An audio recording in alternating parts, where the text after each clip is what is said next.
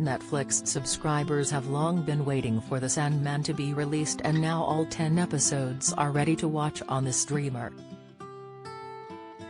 Over the past few months, its creators have confirmed The Sandman's star-studded cast, including the likes of Tom Sturridge, Jenna Coleman, Stephen Fry, and Gwendolyn Christie.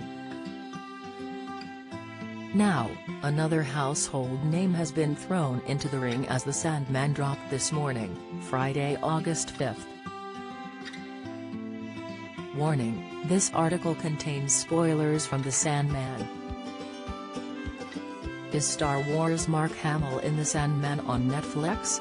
The Sandman is filled to the brim with famous faces, from beginning to end, keeping viewers quietly amused as they delve into the dark drama.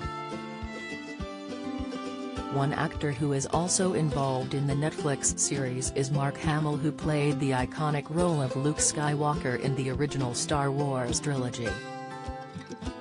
Decades after his last appearance in the franchise, Hamill made an unexpected cameo in the finale of The Mandalorian on Disney Plus as a young Luke. Yet again, he has shown up on the small screen, but this time in The Sandman.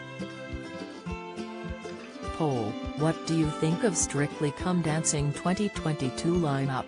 So yes, Hamill was involved in Netflix The Sandman, however, not for a straightforward cameo like some of its other cast members. Rather, he lends his voice to Mervyn Pumpkinhead, the straight-talking, chain-smoking janitor who tends to the dreaming for Morpheus, played by Tom Sturridge. Hamill is never actually seen in The Sandman, but Star Wars fans will clearly recognize his voice. Comic book creator Neil Gaiman has explained exactly how Hamill got a part of Mervyn Pumpkinhead. "We got Mark Hamill in the same way that we got an awful lot of people, which is that there are Sandman fans out there," Gaiman told Total Film. "You know, Patton Oswalt, who voices Matthew the Raven, I first encountered back in 1992 when he stood in line for 3 hours to get his copy of Sandman, Season of Mists signed, so we got to sort of punch above our weight." Mark Hamill loved the comics. "I remember talking with Alan about what Merv's voice should sound like. I don't remember which one of us suggested Mark Hamill, but we never really thought we'd get him." Showrunner Alan Heinberg also described Hamill as a brilliant voice actor, stating he is at the top of our lists when it comes to these kinds of roles.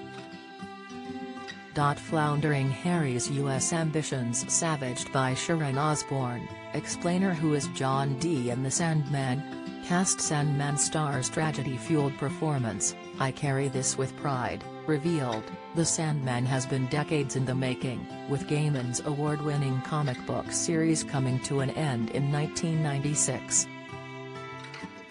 There were talks of the series being a movie, but then his other works like Coraline and Stardust were instead adapted. When streaming services took off, more of Gaiman's works were brought to life, from Good Omens and American Gods to Netflix Lucifer, a character introduced in The Sandman. Reportedly, the Sandman project kept being stalled by issues such as bad scripts and creative differences, according to Time. Thankfully, Gaiman, David S. Goyer and Heinberg finally made a deal with Netflix in 2019 to give The Sandman its time in the spotlight.